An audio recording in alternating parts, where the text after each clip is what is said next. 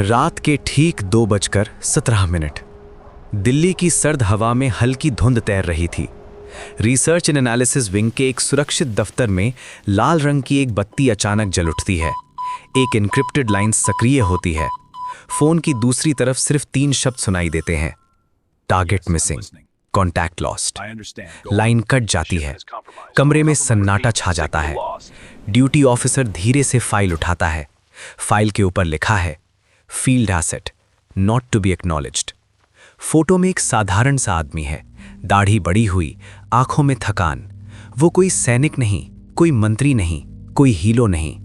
वो एक जासूस है और वो कभी वापस नहीं लौटेगा। यहीं से शुरू होती है वो कहानी, उन लोगों की कहानी जो देश के लिए जिए, देश के लिए गायब हो गए, लेकिन जिनका नाम इतिहास की किताबों में भी नहीं मिलता। आज हम बात करेंगे 7 भारतीय जासूसों की जो गए लेकिन कभी लौटकर नहीं आए। युद्ध जब बंदूक से लड़ा जाता है तब गोलियों की आवाज़ सुनाई देती है, लेकिन असली युद्ध खामोशी में लड़ा जाता है। जासूसी की दुनिया में ना कोई यूनिफॉर्म, ना कोई मेडल, ना कोई शहीद स्मारक। अगर पकड़े गए तो देश भी आधिकारिक रूप से आपको पहचानने से इनकार कर सकता है। इंटेलिजेंस ब्यूरो और रिसर्च एंड एनालिसिस विंग के एजेंट नकली नामों से जीते हैं। नकली पहचान, नकली जिंदगी और कभी-कभी नकली मौत भी। लेकिन कुछ ऐसे लोग थे जिनकी किस्मत में वापसी नहीं लिखी थी। 1970 का दशक। राजस्थान का एक नौजवान थिएटर कलाकार, नाम रविंदर कौशिक। एक दिन सेना के अधिकारियों ने उसका अभिनय देखा। उसकी आवाज, उसका आत्मविश्वास, उसकी याददाश्त, सब कुछ असाधारण था। उसे गुप्त रूप से भर्ती किया गया। ट्रेनिंग, नई भाषा, नई पहचान, नया धर्म, नई जिंदगी। फिर एक दिन उसे भेज दिया गया पाकिस्तान। वो वहां सिर्फ घुसा नहीं, बल्कि पूरी तरह बस गया। कॉलेज किया, वकील बना और पाकिस्तानी सेना के लीगल विभाग में नौकरी भी पाली। सोचिए, दुश्मन देश की सेना के अंदर बैठा एक भारतीय जासूस। उसकी भेजी गई सूचनाओं ने भारत को कई रणनीतिक बढ़त दिलाई। उसे कोड नेम मिला ब्लैक टाइगर। लेकिन 1983 एक साथी एजेंट पकड़ा गया और सब खत्म हो गया। गिरफ्तारी, पूछताछ, अत्याचार, अकेली जेल, सालों तक।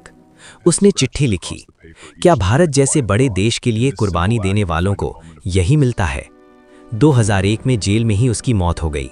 वो कभी वापस नहीं लौटा। पंजाब का एक किसान, साधारण जिंदगी, नाम सरबजीत सिंह, एक दिन सीमा पार कर गया। कहानी धुंधली है।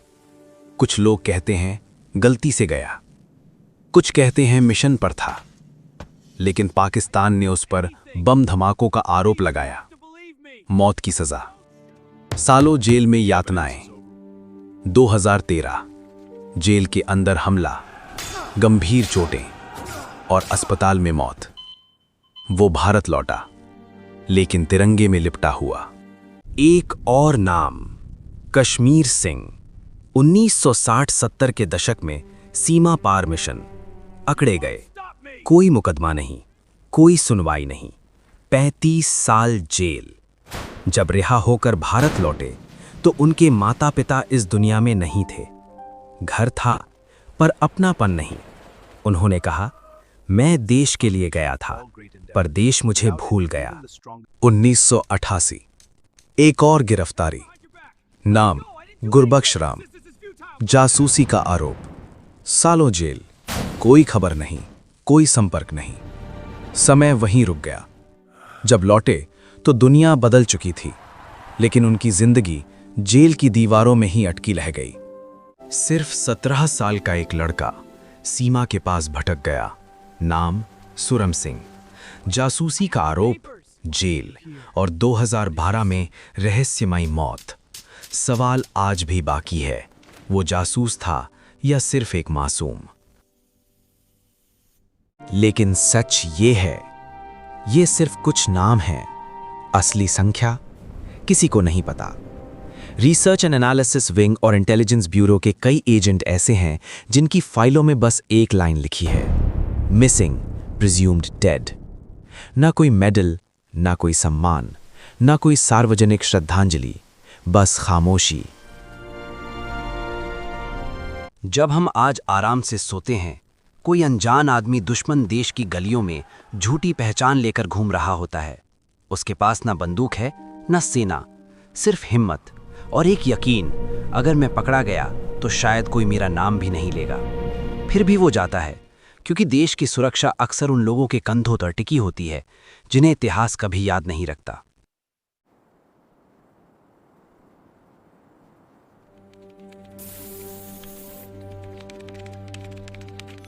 फोन फिर बजता है। Target missing, contact lost. Line cut जाती है और एक और नाम हमेशा के लिए अंधेरे में गुम हो जाता है।